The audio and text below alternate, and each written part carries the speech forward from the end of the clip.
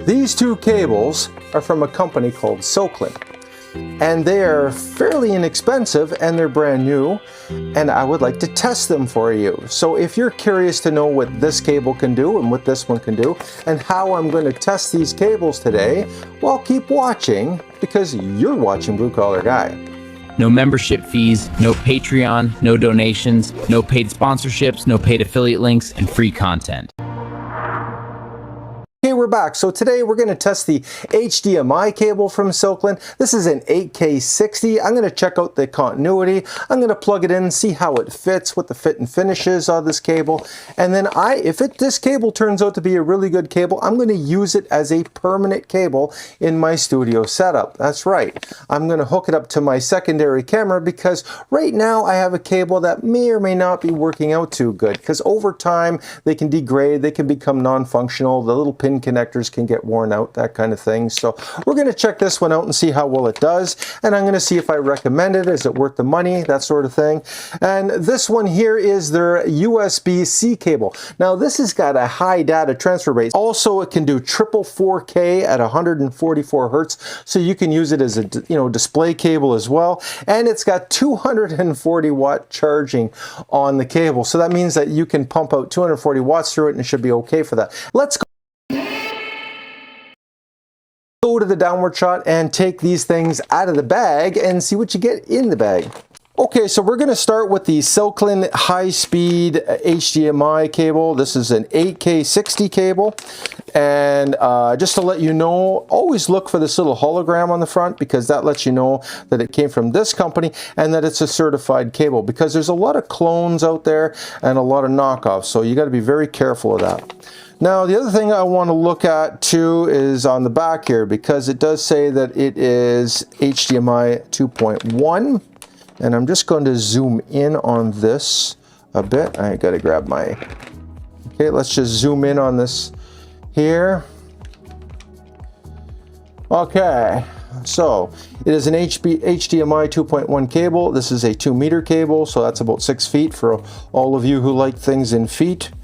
We have the SIN number, and it just gives you the warnings, keep this bag away from kids so they don't suffocate. All the certifications here on the bottom. So let's take it out with me. Okay, so now I have this cable here, and it is very, very nice. Okay, so I would say it's 6 feet long because I'm 6 feet and end to end on the arms. It's how you tell how tall you are. Hopefully they didn't get too much interference on my microphone when I did that. And I'm going to be using this guy right here. This is a continuity tester. It's going to go through and scan the cable to see if there's any breakpoints, if there's any weaknesses, that kind of thing. Now, this cable may not scan the same as regular cables do, and I'm going to give you an example of that.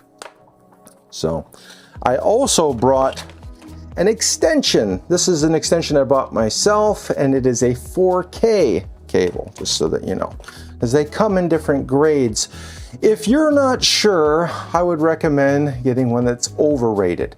At least you know it's going to give you the performance that you want. So if if you can afford to do so, always buy one that's a little better. Now, you don't have to go overkill, but you never know what type of equipment you may get in the future. So one day you might get a player that can play 8K, and you'll forget all about that 4K cable that you plugged in, and then it's going to drive you crazy. How come I can't get the signal? And then you're going to say, you know what? After a month of trying to go through everything, because you're always going to think it's the device, and then you're going to say, man, I forgot to change the cable. So that is one reason why you might want to start upgrading to better cables now. So let's go to the downward shot. So I have a cable here. This is a very short cable. It's just a small extension cable. I use it for testing. I'm going to show you how my tester works. So let's just get this stuff out of the way here.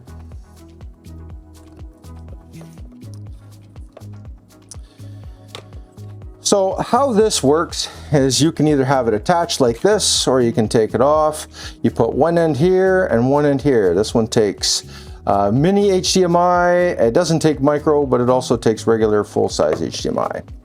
But you can always get adapters too if you needed to test for that. But some of them will have 3, this one has 2.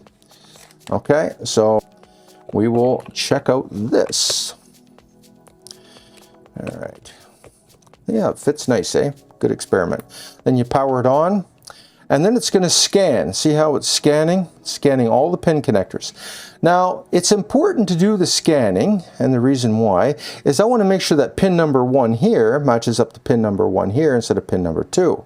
So just having them all light up wouldn't tell you that. So if I was to click it again, see they all light up, but it doesn't tell you if this one is this one or this one is this one, you know what I mean? So by having it scanned, it's letting you know exactly which one is which, and they are all lining up. So this is my little test cable, and it is telling me that this is working okay, and that is the important thing. So now I'm going to unplug.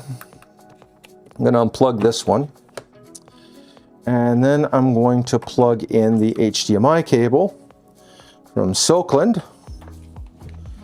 And just before we go any further, just to make you aware, they did send me out this cable. However, they did not pay for the production of this video. So everything I say is my own opinion. They don't even know when this is going to air. I'm also going to put that disclaimer in the description so that you know that I did not receive any money for the production of this video. Now that we've got all of that out of the way, let's go back down to the tester. Okay. So now we're going to plug this guy in here, and then I'm going to plug this one in here, and there we go. So now they're all lit up, okay? And that tells me that everything is shielded really well and everything is taken care of well. And that's actually very impressive. And why is that impressive? Because cables that are a lot skinnier, like this, usually there's an issue with some of the shielding. In other words, they will share the shielding with other parts of the cable. They'll condense it. I'm going to give you an example of that. So this is a 4K extension. So I'm just going to take this off. And I am going to plug my little tester, you know, that cable that I first started with. I'm going to test that one in with this one. And then we're going to plug this one back in because I want to do the sequential testing as well. So, but I just wanted to show you this. So remember this one, it lit up everything as well. So I'm going to plug this one into this 4K cable. And I bought this one, I bought this cable, by the way, with my own money, just so that you're aware. You know, I just like to have lots of cables because you never know. So now take a look. You see how I'm missing things? Number 2 didn't light up, 3 did, 5 didn't light up, and 7, I believe, didn't light up. So we have 2, 5, 8, 11, and 17. Now, does that mean that this extension is a bad extension? And the answer is no, not necessarily, because of the way, see how skinny it is? What they have done is they've combined some of the shielding aspects of it. Now, it probably isn't as good as far as RF interference goes, and I'll show you what that looks like. Yeah, so if you get close to a magnetic, okay. But as far as RF interference goes, I would say it's doing pretty good.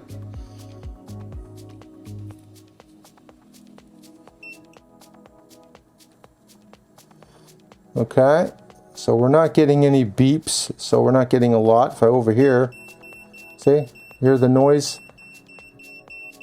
And if I go to the cable, nothing, so we're good. Anything on here? So a little bit on this side of the device. But if I go back down to here, nothing on the cable. Oh, maybe a little bit on that side. Oh no, that's the tester. So why would you buy this cable? Other than what I said before about you're better to have things that are over-spec than under-spec when it comes to your television equipment. Well, if you're doing a lot of YouTube content creation, and you need cables to plug into things like monitors. I have a monitor over here, and you want to record directly onto those monitors. So some people will record onto what, like an Atomos Ninja or something like that. So when you're recording onto an external monitor, you want the best possible signal to get into that monitor, because if your signal is corrupted in any way, you're going to get a bad signal, and you're also going to have bad video quality. You don't want to have that.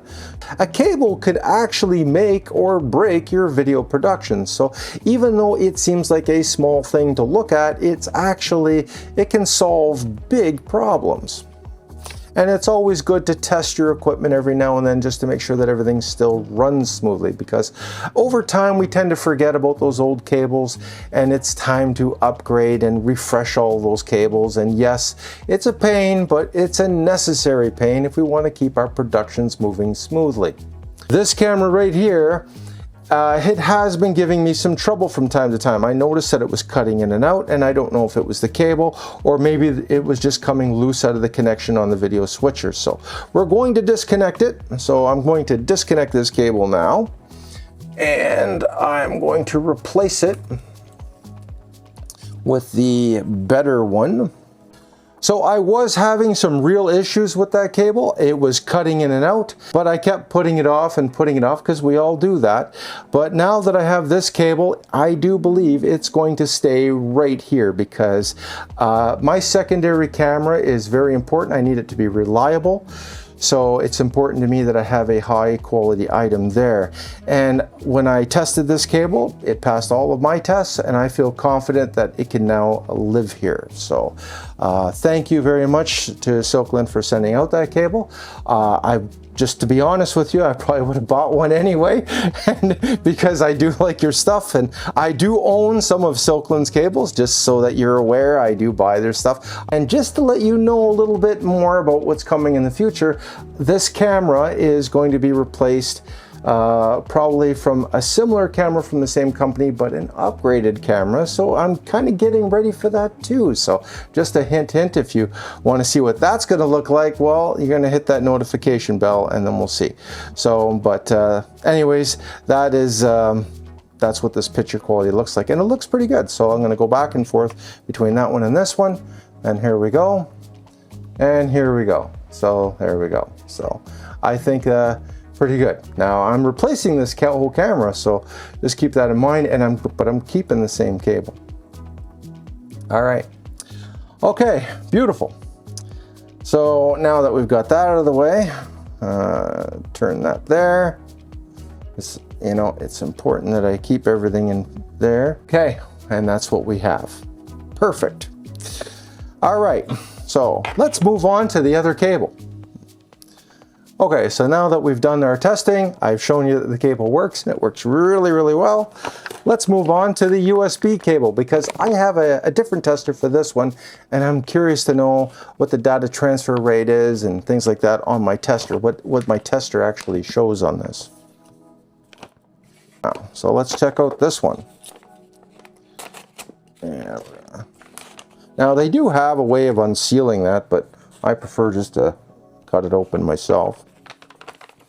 And there we go. Comes with instructions. Never read those, just so that you know. So only if I run into problems, I noticed. So this cable here is a very high quality display port cable, because you can actually use this to display like for your monitors and things like that. So I have a monitor right in front of me, and I use a cable similar to that for that purpose. So, and again, it comes with these really nice caps which go over there, and it is a labeled cable too. So it is labeled 80 gigabits and 240 watts. So, and it also comes with a Velcro strap on this one, and it is about, looks like about, it's a little shorter than the other one. I would say it is about 4 feet long. I think it said on the package, it said on the package 2 meters. No, that's the other one, sorry. It said on the package 1.2 meters. So a meter is about 3 feet. So it looks to me like about 4 feet. Computer, 1.2 meters into feet. 1.2 meters is about 3.94 feet. Okay, so I was right, about 4 feet. So that's good. And we're gonna test this, we're gonna test out this guy. This is what the tips look like up close. Very, very nice. Seems like a very high quality cable. I'm gonna actually run some power through this thing too. Here is my USB-C tester. It can run on batteries or it can actually run on power as well. So it depends on how you got it plugged in here. So we're gonna plug this cable in and then we're gonna check it out. So I'm gonna plug one end in here. We're gonna plug one end in here. And we're going to see how well that works. And I do believe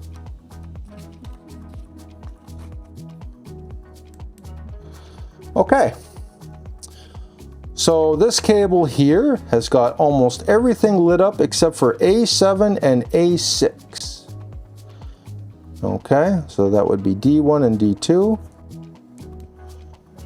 This cable has a chip in it. And if you look here on my tester, it'll say it does 80 gigabits per second.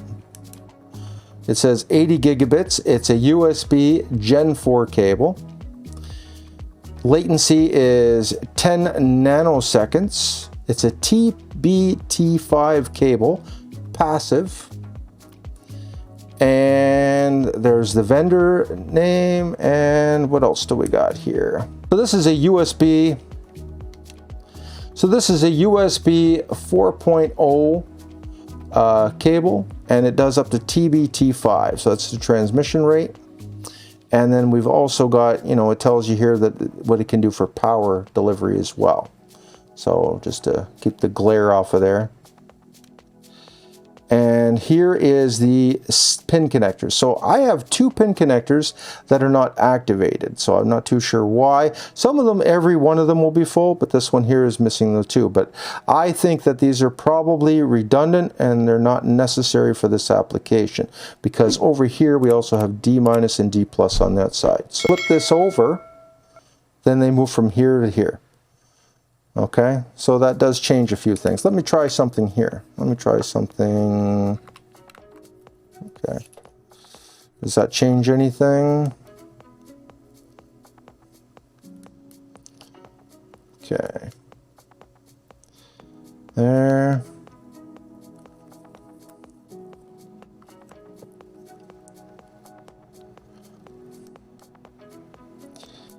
Okay.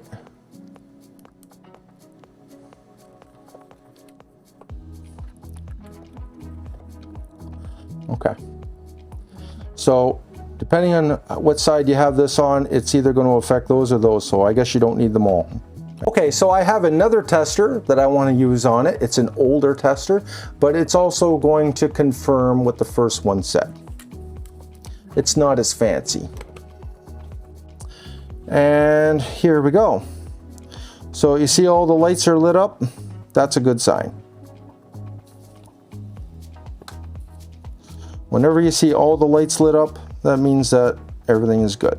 And if only some of them were lit up, that would mean that there's things that this cable can't do. But this one here on the old tester, it says perfectly good. So if you're wondering about that, well, now you know. Now let's test out some power delivery. I'm going to use this with one of these devices here. And what this does is it pretends like it's a device consuming power. I can consume, I think, up to 30 watts with this one, so we're going to check it out for that. Okay, so right now I have the USB-C cable that we're testing, and it is hooked up to this little guy right here. And what this does is it's going to monitor the power that is coming through the cable. This just consumes power. That's all this really does. So I'm just going to turn this on, because right now I've got 4.88 volts And the cable seems to handle that okay. It also tells you the temperature. So it's going to tell me the temperature at which we're running at through the cable. Now I'm just going to turn this up a bit. And we're going to turn this up. Hang on.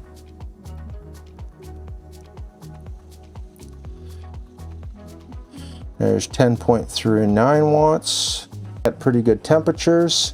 I have another device too I'm going to plug into here just to show you. So let me just turn this off. And I'm going to take this one here. So this is a more sophisticated version of that. And I just have to plug it in the bottom here. And then this guy here.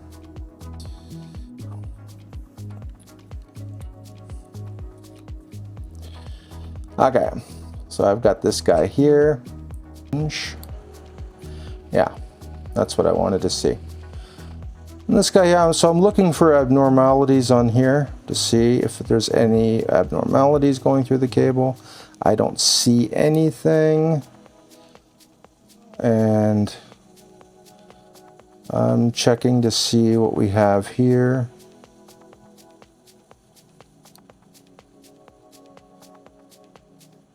Yeah. Okay. Simple version there. And it's saying here, like if I go back to here, it says the same amount of ohms that my other tester did. So that was rated right. One milliohm. But this is kind of what I wanted to look at.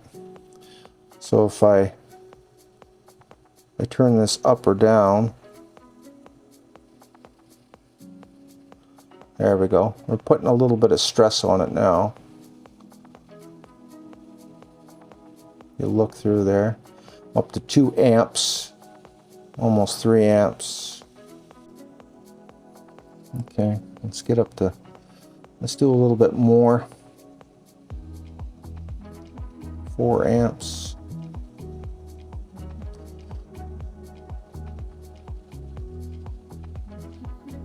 Oh, and we shut off.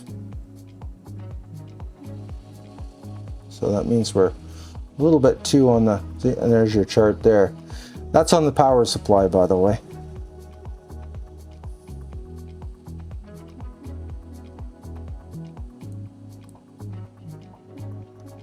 That's what that looks like when you're running these things through.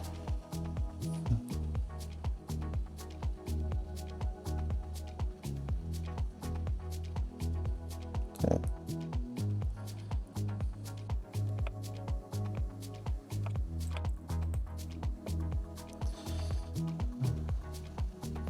I'm seeing 30 degrees, 29.3.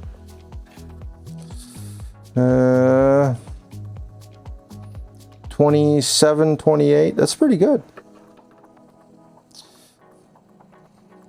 Okay, so I'm not running 240 watts through here, but I'm not getting very high temperature readings on what I can put here. So it looks like it's a fairly normal cable and it does exactly what it's supposed to do. I'm feeling it with my hand, it doesn't get hot. So I'm gonna just go off screen for a minute because I have a I got a higher wattage tester and I just wanna pump, you know, some higher watt, like 100 watts through it and see what that does. But I'm pretty sure we're okay. Okay, so I ran this cable through some variations of some tests. And I even have another charger, but unfortunately it's off camera. I use it for like laptops and things like that. But I did want to check to see if it could handle that, and it did. It was just fine.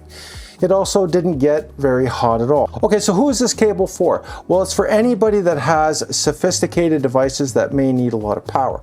So PowerBook, for example, they can consume 100 watts. This would be a good cable for that. If you need things that have data transfer, you want to hook up a webcam, there's your cable. Transfer information from one device to another device, there's your cable. When you hook up the wrong cable, you either don't get a proper connection or it just doesn't do what you want it to do. Now, where is the one spot I would not use this cable? So if I was on vacation and somebody offered me the ability to power my phone, like charge my phone, I would not use a cable capable of data transfer because they may be using that as a hacking point. So if that's the case, then I would recommend going online and having what they call a data blocker.